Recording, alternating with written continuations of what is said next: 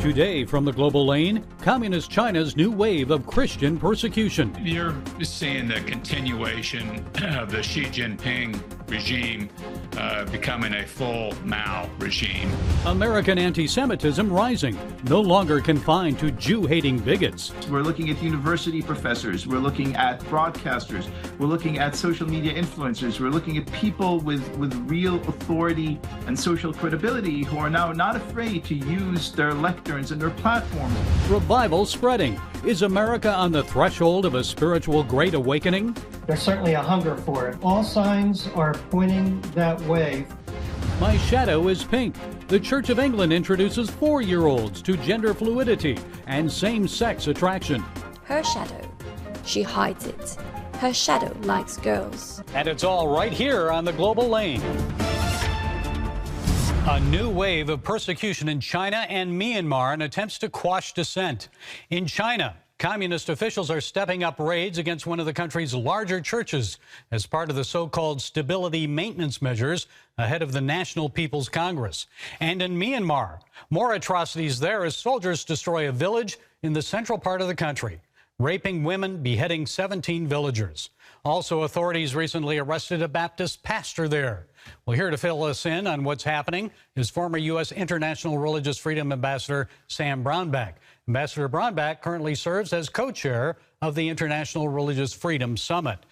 Mr. Ambassador, I'd like to say it's good to talk with you again, but this certainly is not good news. Tell us what is happening in China and why. You're seeing the continuation of the Xi Jinping regime becoming a full Mao regime is really what's happening. I mean, what he's doing right now is he's using the current technology he has to do what Mao did in the Cultural Revolution. It's just tightening down the whole situation, going after faith communities in particular. And you're seeing him using it and doing it in a high-tech fashion. Now they're even requiring people to register on their phones to be able to go to church.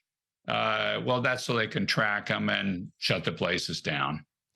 So some people in Washington, I'm sure, especially on Capitol Hill, would say, Sam, we've got bigger problems with China right now than to worry about the Early Rain Covenant Church and others.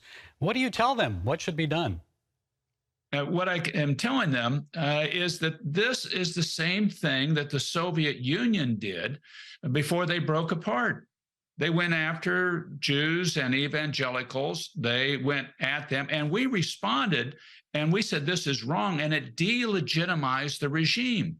If we can go after the Chinese Communist Party and delegitimize them by virtue of how they treat their own people of faith, that delegitimizes them to the world. Most of the world is religious. 80% of the world operates by a faith. And now you're taking out from underneath the Chinese Communist Party this very belief in faith, which they don't believe in faith. They are atheists, and it really delegitimizes the regime. And Pastor Wang Yi, has anyone heard from him? He's been in prison now for more than 3 years simply for leading the Early Rain Covenant Church and writing that manifesto insisting that he and his church will serve God over government. What can you tell us about him? Anything? And nothing new other than they've now arrested the assistant pastor in this supposedly stability maintenance program. That's a very high-profile church. He's a high-profile pastor. He one day, when the Chinese Communist Party falls, if he wants to, he'll be elected one of the leaders of China by virtue of his willingness to stand up against this regime that's so totalitarian. Also, nearly 6 members of the persecuted Mayflower Church fled China last year. They're now refugees in Thailand, and they're seeking asylum in the U.S. Thailand wants to send them back to China. Why the holdup from the Biden administration? What is Congress, anyone doing about this to help these people? I don't know what the holdup is. And this one, to me, makes no sense. Here are people that are clearly persecuted for their faith, that clearly qualify for asylum status, and then are being blocked. And it's such a big issue on religious freedom that we look at as a central human right. This is the human right that you can build the other human rights around, because religious freedom is a place that people will organize around. Often in these countries, religion is the only institution left that people can organize around. And that's why we really need to push for religious freedom and to stand for it around the world and showcase to people around the world that we mean it and we'll take people that are religious asylees. Also, China's neighbor to the south, Myanmar, also known as Burma. The military junta there has held government control for 2 years. Now they continue to commit atrocities. So just this week, soldiers beheaded 17 villagers in central Myanmar. The U.S. State Department has spoken out against the arrest 3 months ago of Baptist pastor Colum Sampson. And you met with him about 4 years ago at the White House. What can you tell us about him and his case and what should be done about this? He is a wonderful, godly man. He's just a beautiful soul. He met with the president and went back to Myanmar, and a number of people talked to him and said, you know, are you sure you should go back? And he said, yes, I need to be with my people, and goes back, similar to the bishop in Nicaragua who didn't flee and said, I need to be with the people here. These are folks that we clearly should be standing up for and doing everything we possibly can to get them free, because they're standing for the very right that we treasure and that their people need, and they're not fleeing. They're really the Zelenskys of our era, people like Reverend Sampson standing up and doing it there at home and paying the price and being sent to prison. And quickly, what do you think our viewers can do to both help China and Myanmar, the Christians there? You know, I think really speaking out, speaking to your member of Congress, that's a key one, but also pushing on some of these companies that are doing business with China and telling them they shouldn't be doing business with China. It's Western businesses in many respects that are propping up the Chinese Communist Party. And I think we need to be speaking into the business community and writing some of these CEOs of big companies that do business in China, particularly financial institutions, BlackRock, Chase, these institutions that are doing business and propping up China and saying, we don't want you doing that. Okay, Ambassador Sam Brownback, thank you for sharing your time and insights with us. We appreciate it. God bless you. God bless you. Anti-Semitism is rising, and American Jewish commitment to traditional values and Israel is in decline. 89% of American Jews say anti-Semitism is a problem in the U.S. today. Over 25% say they were the victim of an anti-Semitic incident last year. Well, our next guest is concerned about that and what he believes is a decline in Jewish traditions and knowledge. Leo Leibovitz is an author, editor-at-large at Tablet Magazine, host of the weekly Jewish podcast Unorthodox. Leo, it's a pleasure to discuss this with you. So first, a rise in anti-Semitism. 1 out of 4 American Jews say they were a victim of anti-Semitism last year. So why the increase here in America? What do you think? First of all, thank you so much for having me on. You know, I think it's a long and sordid story, but put briefly, it's this. We have always had a scrum of Jew haters in this country, but thankfully, blessedly, it was a pretty small group of bigots. What we're seeing in the last 10, 15, 20 years is that to the ranks of the Jew haters are now added people in previously hallowed positions. We're looking at university professors. We're looking at broadcasters. We're looking at social media influencers. We're looking at people with real authority and social credibility who are now not afraid to use their lecterns and their platforms to say things like the sole Jewish state in the world has no right to exist, to say things like Jews, the most persecuted minority in America right now, are somehow privileged and should step back. That, I think, is news. It's a change. It's a change in the sort of cultural zeitgeist as well as in the physical behavior and patterns in America. And it's one that's sadly taking a lot of Jews, especially liberal Jews who thought they were part of the good fold of the good people, by surprise. Well, I think social media, as you say, it probably has played into that as well. So are you concerned about a decline in the commitment of recent generations to traditional Jewish practices and values? Tell us what's happening there. So I'm deeply concerned about that, sir. I think that if you look at American Jews, and I don't think we're different than Christians and perhaps Muslims too in this regard, you see a generation of young people that was pretty much raised to treat Judaism like something that you put in an escrow account and could worry about that much later. Not a real thing, not a lived-in tradition, not something that you do, but rather some identity that you checked in a box. You went to synagogue 3 times a year and everything was okay. I think part of this rise in anti-Semitism, part of this kind of noted hatred that you're seeing is gladly, if it has any upside, it's that it's pushing a lot of people to realize that being Jewish is not a possibility. Doing Jewish is really the only way forward. A real lived-in identity. You have to learn something. You have to do something. You have to represent this faith and live it, embody it, rather than just wear it on like a jacket. And if anything good is going to come from this shocking rise in anti-Semitism, Gary, it's this. Well, you were born in Israel, from Herzliya. Tell us about Indeed. the decline in commitment to Israel, because it seems that many evangelical Christians are more concerned than many American Jews about helping and standing with Israel. Why? That is true, and God bless them for that.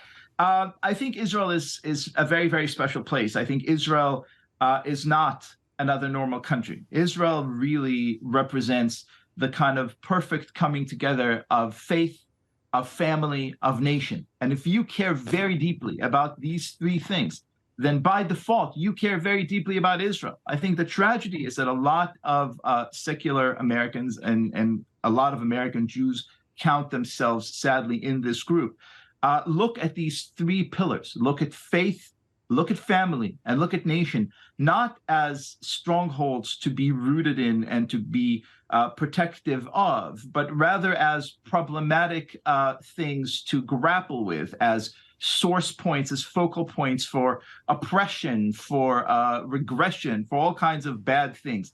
If you reject these things, if you reject family, reject faith, reject nationalism, then Israel is the problem for you. If you understand that they are the bedrock of human civilization, then Israel is something to embrace, love, and be very proud of. Do you think there's a connection then between this rise in anti-Semitism and a decline in this commitment to Israel, also the Jewish faith? Maybe younger American Jews think if they become less Jewish, they'll avoid persecution? I think that's absolutely the case. Look, it's never a fun thing or a particularly instructive way to see the world in binary terms. But I think we're really looking at America right now and seeing 2 camps, Team A and Team B. On Team A are people who are interested in extreme atomized individualization, who see every interpersonal interaction as necessarily all about power, who worry very much about where this power lies and who always want more of it, who speak in the language of victimization and privilege. And on the other team, Team B, and I call it Team B because we're not the people who run the media. We're not the people you will find in the Ivy League universities. We're not the people you will find in the classrooms and boardrooms of this great nation. But in Team B, we believe in family, and we believe in faith, and we believe in the nation. And when we look at these values, we understand that as complicated as they may be and as deeply divergent we may be from other people who hold different faiths, we're in this group together fighting not just for the future of Israel, but for the future of America as well. Yay for Team B. Okay, Leo Leibovitz, Tablet Magazine, host of the Unorthodox podcast. Thank you for providing those insights. We appreciate it. My pleasure. God bless you. Outpouring or revival? People worldwide are debating the spiritual outpouring at Asbury University. Are we on the edge of another great awakening? And how can we tell if this is the start of it? And what can we do to awaken God's purpose in our hearts and lives? Well, Mark Morrell is the author of the book Rediscovering the American Covenant, Roadmap to Restore America. Mark, it's good to have you with us. So first, what do you make of this outpouring at Asbury? It's spreading nationwide. Churches, other universities, even a few secular ones are joining in. Are we on the edge of another great awakening? What do you think?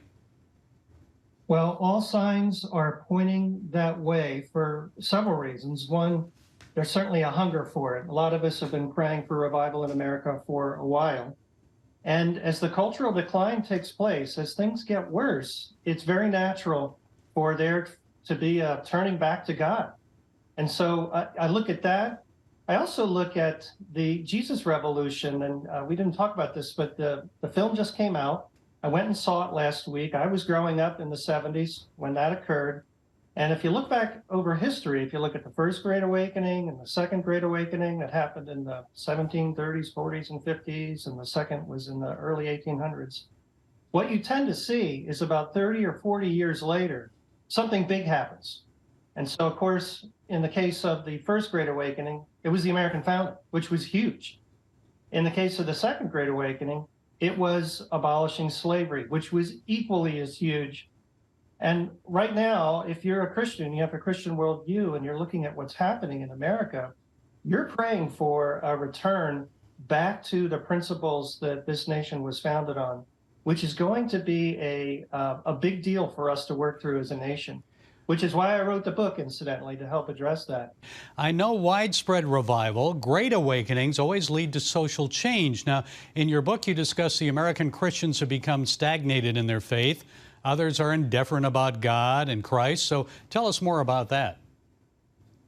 Yeah, so the book is about really solidifying our citizenship duty that Christians have. And incidentally, this is our duty no matter where we live. It's not just an American thing. What I did with the book is I went through the Bible.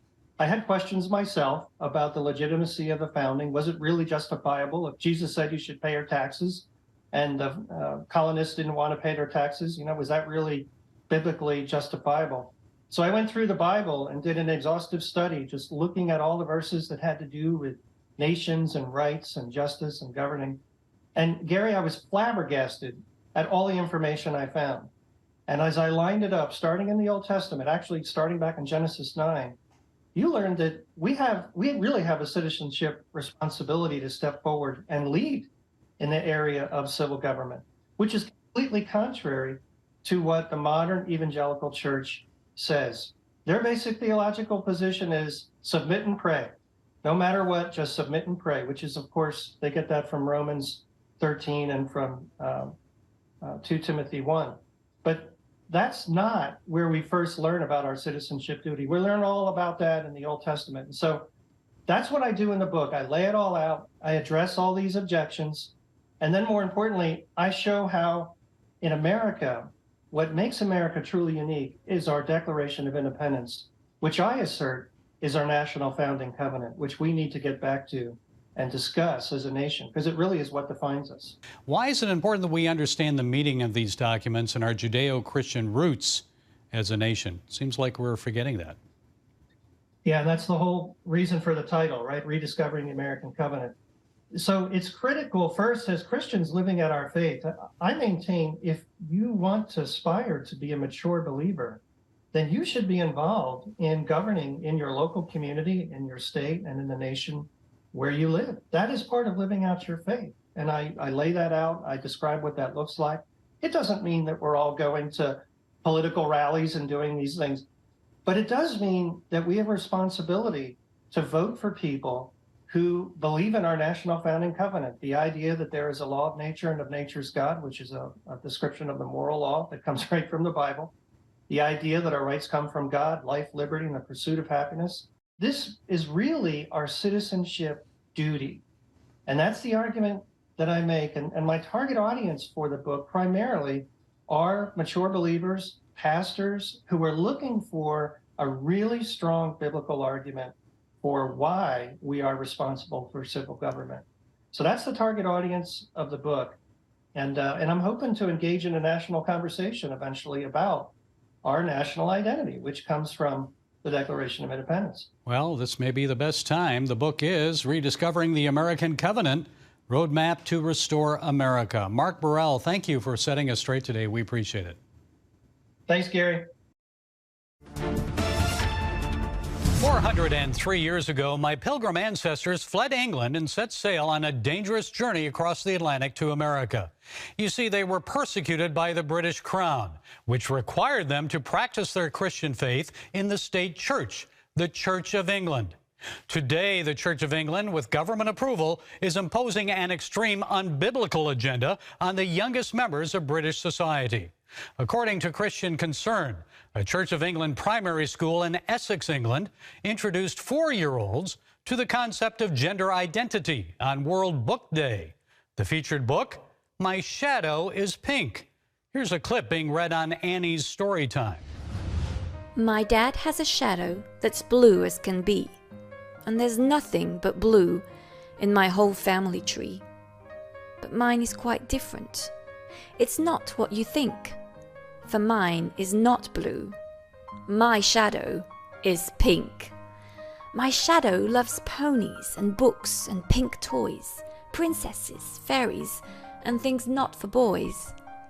But there's one thing it likes most, I have found. It loves wearing dresses and dancing around. Parents told Christian Concern their children were directed to engage with the story and explore the themes within it. The children were asked to dress up to reflect how they see their shadow and how they see themselves. At least 25% of 11-year-olds in England struggle with reading. But boy, they can tell you if their shadow is pink or blue. Folks, this is the emasculation of males and LGBTQ grooming of primary school children. And it's being advanced by the Church of England. The Church of England wants to be culturally relevant. But guess what? That isn't working. No wonder the church is expected to fade into extinction within the next 40 years. Meanwhile, a Church of England chaplain fired from his job for preaching a biblical view of gender identity and same-sex relationships is back in the news. Reverend Bernard Randall, formerly of Trent College, says he's appealing his case after an employment tribunal ruled against him. We featured his story 2 years ago when the college first suspended him and labeled him a terrorist. Chaplain Russell describes the ruling against him as a blow to free speech and Christian freedoms. Folks, what Trent College and the Church of England failed to realize is their societal reshaping efforts oppress the faith that made their institutions and their country great.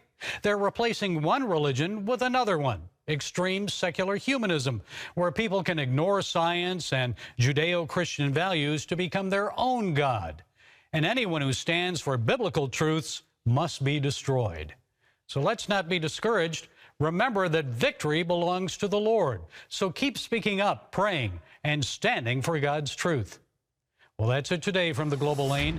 Be sure to follow us on the CBN News and NRB channels, social media, and our broadcast affiliates. And until next time, be blessed.